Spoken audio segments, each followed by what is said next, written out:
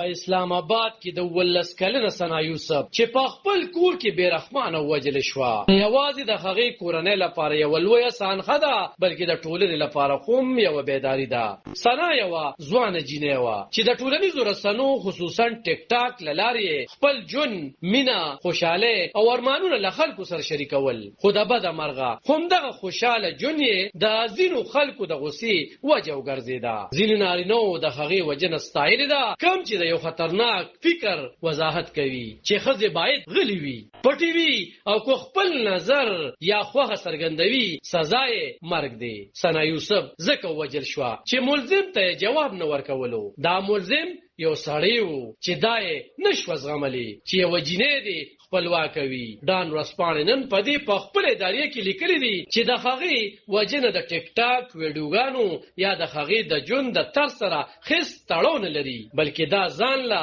یو معاشرتي لویه مسله ده. د مردانګې زوړ او زهرجن فکر دی چې باید ښځې دې د دوی په اختیار کې وي، په داسې حال کې چې ځینې مشهور هنرمندان د عدالت غوښتنه کوي او ځینې په ټولنیزو رسنو کارکوونکو ته نصیحت کوي چې محتاط اوسئ. خو حقیقت دا دی چې دا د احتیاط کیسه نه ده، دا د ظلم او زورواکۍ کیسه ده. دا د یو بل ځوان ژوند د مرګه پاتې کول دي، یوازې ځکه چې هغې انکار کړی و. ورځپاڼې لیکلي چې موږ ته اوس هم د نور مقدم د وژنې قضیه لا په سر پرته ده چې ظاهر جعفر نومې تن په بېرحمۍ سره ووجله، او اوس یوه بله جینۍ ثنا یوسف د همدغسې ظلم ښکار شوه. په پاکستان کې زرګونه ښځې وژل کېږي، خو نه یې نومونه خلک یادوي، نه یې د قاتلانو په ضد په ټولنیزو رسنو د نیولو غوښتنه کېږي. د متاثره جینکو کورنۍ خاموشي اختیار کړي، درد یې زغمي او ژوند روان ساتي، ځکه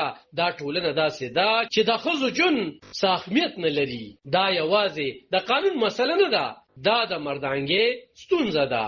دلته داسې ذهنیت حاکم دی چې ښځه د خپل وجود او د ویډیو جوړولو حق نه لري، او تر ټولو خطرناک دا چې ډېرې نارینه دا ستونزې څه مسله نه ګڼي. هر ځل چې موږ د یوې جینۍ د وژنې کیسه اورو نو په عمومي توګه خلک د مجرم د ډاګیزې سزا غوښتنه کوي، خو داسې غوښتنې ستونزه نه حل کوي، ځکه چې داسې ستونزې د یو یا د دوو کسانو نه ده، دا د ټولې ټولنې مسله ده.